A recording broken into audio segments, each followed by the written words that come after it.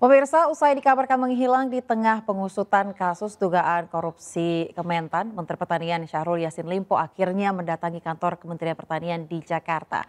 Dan pemirsa, untuk membahas lebih jauh mengenai dugaan kasus korupsi di Kementan ini, kita langsung saja bergabung dengan Mas Tama S. Langkun selaku pegiat anti korupsi. Selamat siang Mas Tama, gimana kabarnya Mas? Halo, selamat siang Mbak Aya, kabar baik. Baik Mas Tama, bagaimana tanggapan Anda nih tentang kembalinya Mentan Yassin Limpo pasca katanya kabur dari luar negeri?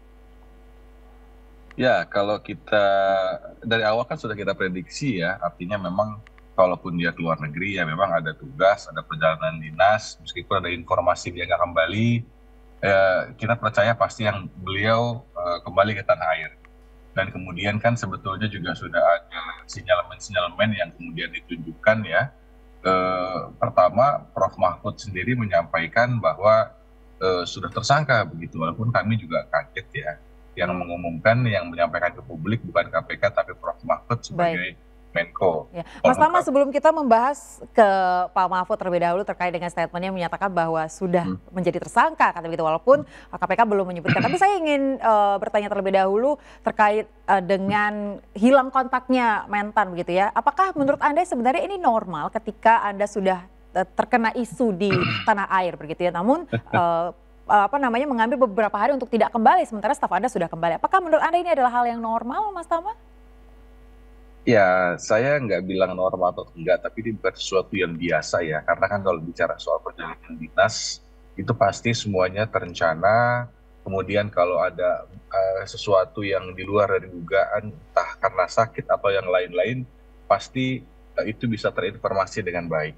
Dan poin lainnya juga, Pak Wamen sendiri dalam pernyataan resminya, dia mengatakan sudah berpotensi menjadi ad interim begitu ya, menjadi pengganti menteri untuk sementara karena menteri belum sampai ke tanah air begitu ya. Artinya memang dari itu sudah bisa dilihat memang ada hal-hal yang terjadi begitu. Tapi Baik. kita lagi-lagi belum bisa memberikan kesimpulan apa-apa karena informasinya masih sangat sedikit sekali yang beredar di ruang publik. Baik, tapi menurut Anda sebagai pengamat anti korupsi, begitu ya, pegiat anti korupsi, apakah ini memang menjadi tabiat dari orang yang mungkin memang sering melakukan korupsi, menghilang, kemudian kabur? Apakah ini kalau dari Hmm. sisi psikologinya seperti apa, Mas Tama? Hmm. Ya memang kalau dari psikologi saya rasa ini bukan sesuatu yang mudah ya bagi Pak Menteri ya.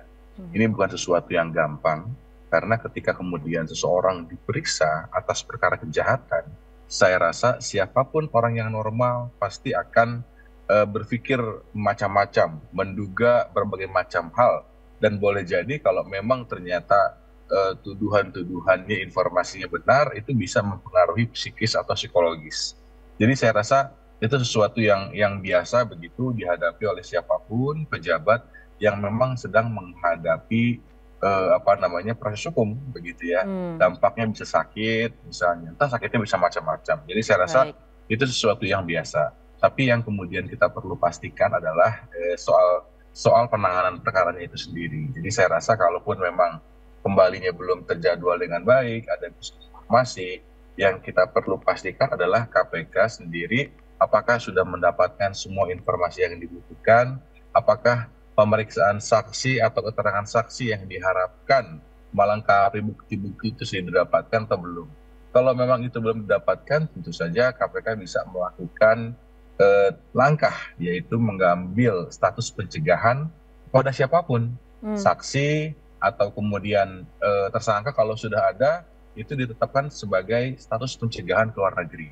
Jadi baik. saya rasa itu bisa menjadi opsi kalaulah memang ada informasi yang belum KPK dapatkan. Nah, Baik. tapi kalau sudah dapat informasinya, terus kemudian pihak-pihak yang diperiksa dianggap kooperatif, ya saya rasa itu sudah kembali lagi kepada ranah penyidikan. Jadi terserah penyidiknya mau seperti apa, karena kewenangan itu ada pada mereka. Demikian, Ayah. Baik, Mas Tama, berarti dengan kepulangannya Mentan ini ke Indonesia patut kita apresiasi ya, dan juga menjalani semua agenda ini dengan kooperatif juga ini patut kita apresiasi begitu ya, Mas Tama ya? Iya, saya rasa memang sebagai menteri dia punya tanggung jawab yang sangat besar. Hmm, Dia adalah orang yang membantu Pak Presiden, jadi saya rasa atas nama tanggung jawab tersebut dia harus terus menjalankan tugasnya hmm, sampai memang ada proses hukum yang menyebutkan lain. Baik. misalnya sudah ditetapkan sebagai tersangka secara official, misalnya katakanlah kondisi terburuk harus ada penahanan, maka itu kemudian kan pasti akan mengganggu kinerjanya sebagai seorang menteri. Tapi lagi-lagi saat ini sudah kembali di tanah air, itu sesuatu yang kita perlu apresiasi begitu, artinya dugaan-dugaan atau asumsi-asumsi yang sangat liar di luar sana itu Mhm. bisa kemudian diklarifikasi dengan kedatangan menteri dan kembali ke tanah air. Baik, asumsi yang beredar di luar sana terkait dengan penetapannya sebagai tersangka. Sementara dari KPK sendiri Mhm. belum mengumumkan terkait hal tersebut. Mhm. Menurut Anda seperti apa? Iya, memang ini sesuatu yang nggak mudah juga ya. Tapi begini, saya tetap beranggapan bahwa yang menetapkan tersangka itu adalah penegak hukum. Dalam hal ini adalah Komisi Pemberantasan Korupsi.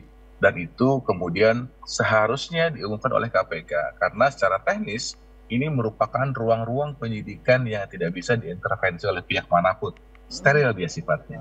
Jadi memang kita tetap berpegangan bahwa perkara ini tetap harus diterapkan prinsip azas praduga tidak bersalah Mhm. dan kita akan tunggu KPK memberikan pengumuman secara resmi. Meskipun kita juga percaya bahwa Prof Mahfud kan bukan tukang bohong. Jadi apa yang disampaikan ke publik saya rasa itu sudah dengan pencermatan dengan baik, Mhm. kemudian juga didasari pada informasi-informasi yang akurat. Jadi saya rasa itu menjadi dua hal yang memang saat ini bisa kita pegang untuk bahan menilai dari masyarakat, termasuk mengawal bagaimana proses di KPK nanti. Baik, Mas Tama terkait dengan pernyataan yang disampaikan Pak Mahfud, menurut Anda dari sisi negatifnya apakah ini baik disampaikan terlebih dahulu sebelum pihak yang berwenang, seperti misalnya ada Hmm, hmm, potensi untuk memecah hmm, belahkan publik atau hmm, seperti apa Mas hmm, Tama? hmm. Saya rasa ya memang lagi-lagi ya, ini kan koordinasinya kita bersandar pada undang-undang KPK, pada putusan MK juga, yang kemudian menyebutkan KPK adalah rumpun eksekutif. Jadi kalau kemudian Mhm. asumsinya itu, logika hukumnya itu, maka sebetulnya juga nggak ada masalah juga kalau Prof. Mahfud menyampaikan informasi. Baik, Tapi memang secara etika organisasi saya rasa kurang pas. Itu saja poinnya. baik. Poin yang kedua adalah kita berharap ini semuanya sesuai dengan bukti. Kalau yang Hmm, mengumumkan misalnya di luar dari orang yang pegang bukti, orang yang memeriksa, khawatir diasosiasikan dengan urusan politik.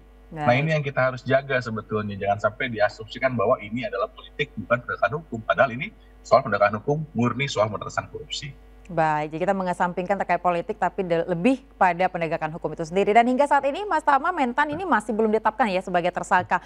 Menurut Betul. Anda bukti apa saja nih yang bisa menjerat Mentan? Tadi kita sudah banyak sekali yang disita ya, mulai dari Hmm, uang asing, hmm, kemudian juga senjata api, ada hmm, 12 senjata api yang disita. Menurut Anda seperti apa? hmm. Saya akan berangkat dulu dari konstruksi hukum yang dijelaskan oleh KPK. KPK memang belum menjelaskan dengan terperinci bagaimana peristiwanya.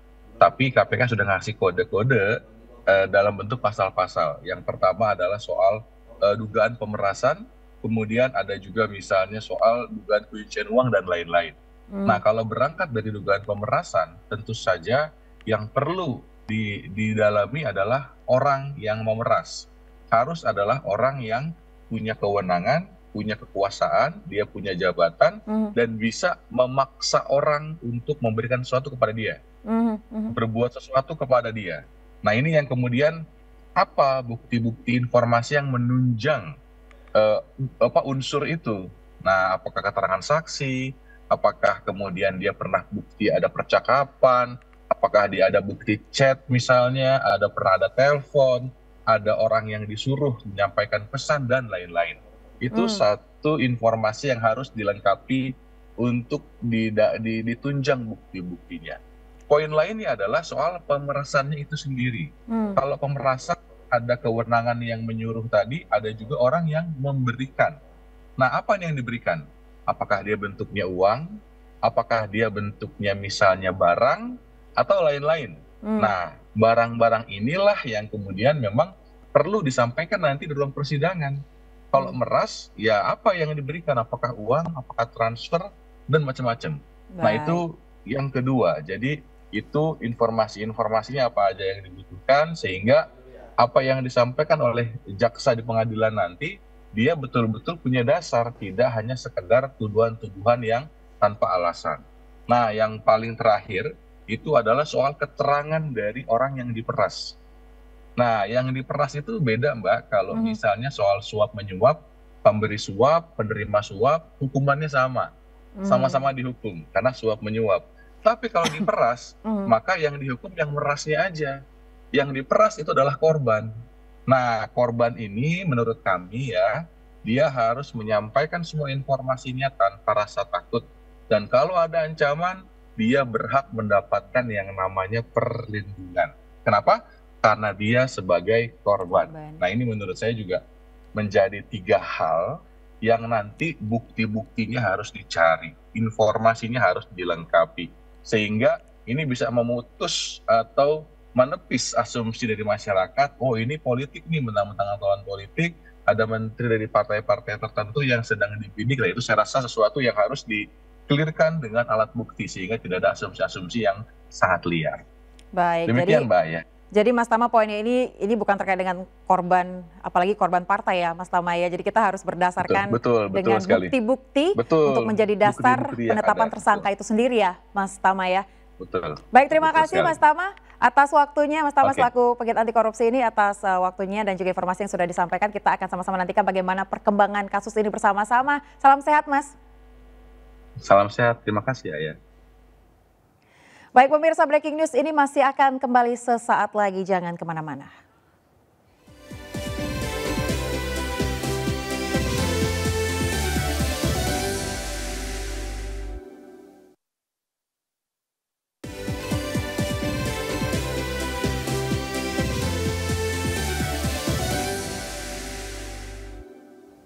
Terima kasih pemirsa, Anda masih menyaksikan Breaking News. Usai dikabarkan menghilang, Menteri Pertanian Syahrul Yassin Limpo akhirnya mendatangi kantor Kementerian Pertanian hari ini di Jakarta. Menteri Pertanian Syahrul Yassin Limpo tiba di Kementerian Pertanian di kawasan Ragunan, Jakarta Selatan sekitar pukul 10.20 waktu Indonesia Barat. Mentan yang tiba dengan menggunakan batik berwarna coklat disambut oleh para pegawainya yang sudah menunggu. Syahrul sempat menyapa wartawan saat keluar dari mobil. Dikabarkan Syahrul akan berpamitan pada pegawainya sebelum menemui Presiden di istana yang rencananya akan dilaksanakan hari ini.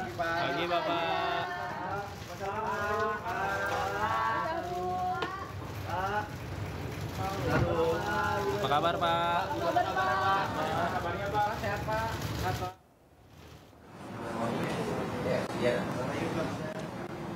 Pemirsa, kita terhubung dengan rekan kami Juhilmi di kantor Kementerian Pertanian di Ragunan, Jakarta Selatan. Selamat siang Hilmi, silakan dengan laporan Anda di sana.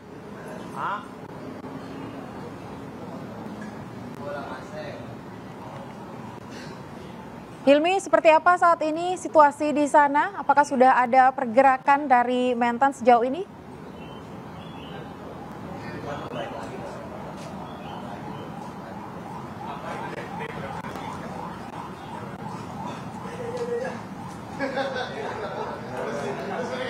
Selamat siang, Hilmi. Ya, pemirsa, inilah dia situasi terkini di Gedung Kementan pada siang hari ini. Diketahui Mentan Syahrul Yassin Limpo ini menyambangi Kementerian Pertanian pada siang ini untuk berpamitan dengan seluruh pegawainya yang sudah dia pimpin sejak 2019 lalu. Kami masih terus mencoba untuk terhubung dengan rekan kami di sana, ada Muhammad Hilmi dari kantor Kementerian Pertanian. Hilmi, apakah Anda mendengar saya?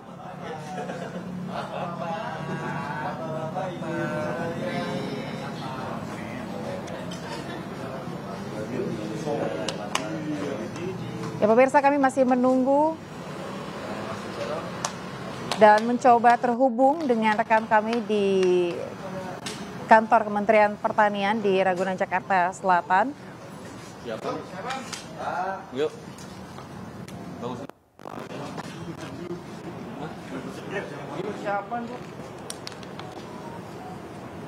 Ya, sejak pagi tadi memang rekan-rekan media ini sudah menunggu ya kedatangan dari Mentan Syahrul Yassin Limpo ke kantor Kementerian Pertanian di Ragunan, Jakarta Selatan, dan baru saja ini kami mendapatkan informasi terkait dengan pergerakan yang terjadi di sana. Apakah Mentan Syahrul Yassin Limpo ini sudah selesai dengan giatnya di dalam gedung atau kantor Kementerian Pertanian atau masih berada di dalam, yang mana dalam agendanya disebutkan bahwa tujuan dari kedatangan Mentan ke kantor pada siang hari ini yakni untuk berpamitan dengan para pegawainya di sana.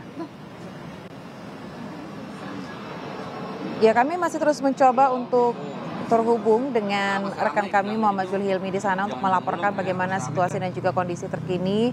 Apakah Mentan Syahrul Yassin Limpo ini sudah selesai dengan giatnya di dalam, yang mana rencananya usai menyambangi kantor Kementerian Pertanian, nantinya Mentan Syahrul Yassin Limpo ini akan menyambangi Polda Metro Jaya dan kemudian akan menyambangi istana untuk bertemu dengan Presiden Republik Indonesia Joko Widodo. Namun sampai saat ini kami belum berhasil terhubung dengan rekan kami Muhammad Zulhilmi di sana. Coba Mbak dengerin Mbak, itu masih nyala Mbak itu Mbak.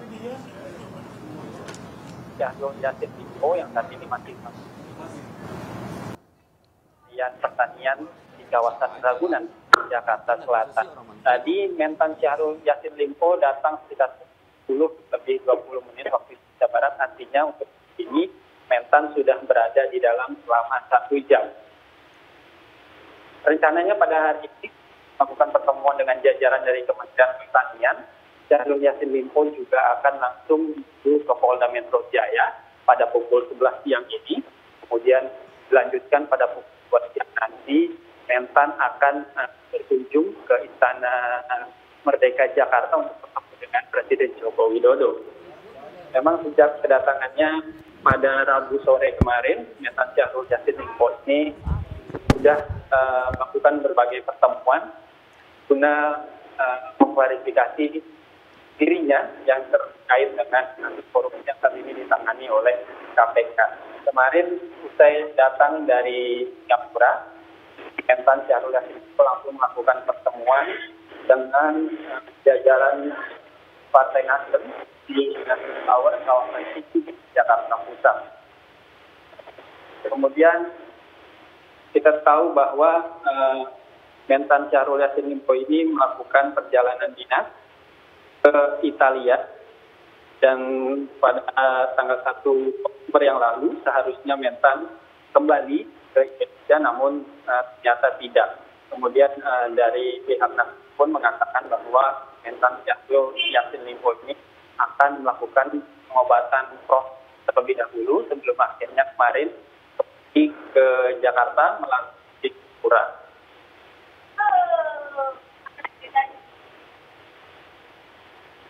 Mentan Syahrul Yassin Limpo ini terjerat 3 dugaan kasus di KPK. Ini pemerasan dan dugaan kasus gratifikasi dan juga dugaan kasus Hilmi. Ya. Hilmi, saya melihat dari layar kaca ini ada sejumlah staf yang memindahkan atau mengangkat sejumlah barang-barang ke dalam mobil. Kalau Anda lihat berdasarkan pantauan Anda, itu barang-barang apa ya, Hilmi ya? Ya, informasi sementara yang kami dapatkan bahwa pada hari ini Mentan Syahrul Yassin Limpo akan melakukan atau berpamitan dengan jajaran dari Kementerian Pertanian. Nah, untuk saat ini kami masih mengonfirmasi apakah berpamitan tersebut merupakan suatu bentuk pengunduran dirinya dari Kementerian Pertanian. Saat ini kami masih menunggu konfirmasi, yang saat ini Mentan masih melakukan pertemuan dengan jajaran dari Kementerian Pertanian. Baik, Hilmi, artinya ketika nanti pertemuan antara Mentan Yassin Limpo ini ke istana untuk menjumpai Presiden Joko Widodo, itu artinya apakah akan ada pemberhentian jabatan atau seperti apa? Untuk saat ini kami masih menunggu konfirmasi lanjutan dari yang bersangkutan, yakni dari Mentan Syahrul Yassin Limpo, apakah hari ini dirinya melakukan pengunduran diri secara resmi kepada Presiden Joko Widodo, karena jika kita melihat bahwa Mentan Syahrul Yassin Limpo ini terjerat dalam 3 klaster kasus yang saat ini ditangani oleh KPK, yakni dugaan kasus pemerasan dan jabatan, kemudian ada juga dugaan gratifikasi, dan juga dugaan kasus dari pencucian uang. Baik, Hilmi, berdasarkan agenda yang tersebar begitu ya, pukul 11 waktu Indonesia Barat ini adalah jadwal dari Mentan untuk berkunjung ke Polda Metro Jaya terkait dengan kasus pemerasan. Apakah artinya ini tidak jadi ke Polda atau seperti apa? Ya, memang benar Ayah dan juga pemirsa, pada siang hari ini rencananya usai melakukan pamitan dengan jajaran di Kementerian Pertanian, Syahrul Yassin Limpo akan bertolak menuju ke Polda Metro Jaya untuk nantinya bertemu ataupun melakukan kabarnya akan klarifikasi terhadap dugaan kasus pemerasan terhadap dirinya. Namun untuk saat ini kami masih menunggu update atau konfirmasi dari Mentan Yassin Limpo yang saat ini masih berada di gedung A dari Kementerian Pertanian. Baik, Hilmi, jika saya lihat dari layar kaca ini ada sejumlah staf di sana. Apakah di sana adalah ruangan tempat berpamitannya Mentan dengan seluruh pegawainya atau seperti apa?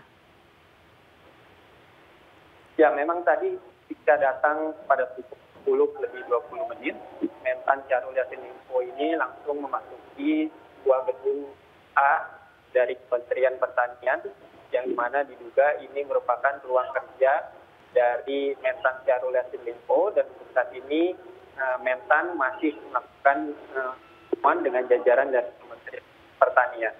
Begitu, Baik, kalau kita lihat di sana ada seperti sejumlah staf yang melakukan aktivitas apa yang dilakukan di sana, Hilmi?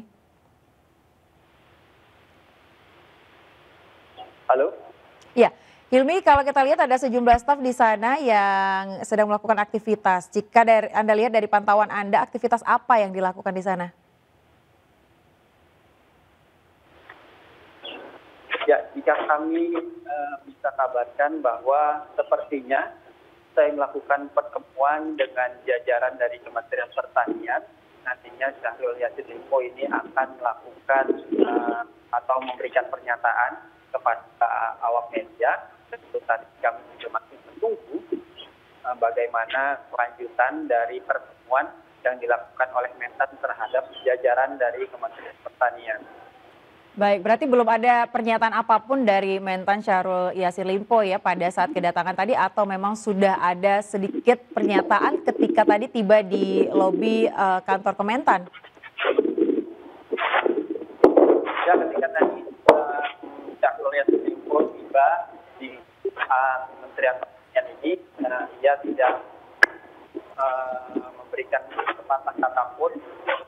Dia hanya menyalami dari jajaran Kementerian Pertanian lalu langsung masuk ke dalam gedung A dari Kementerian Pertanian. Untuk itu kami juga masih menunggu apakah Syahrul Yassin Limpo ini akan memberikan pernyataan untuk melakukan pertemuan dengan jajaran dari Kementerian Pertanian. Baik. Namun jika kita lihat di sana ini tidak ada penjagaan ketat, ya, artinya media ini masih diperbolehkan untuk memintai Mentan untuk memberikan statement begitu? Ya, betul sekali Ayah. Memang saat ini tidak ada penjagaan khusus terhadap Mentan ataupun untuk lingkungan dari Kementerian Pertanian sendiri. Kami dari awak media saat ini masih diperbolehkan untuk menunggu di depan gedung A dari Kementerian Pertanian, di mana di dalam Mentan Syahrul Yassin Limpo ini masih melakukan pertemuan dengan jajaran dari Kementerian Pertanian.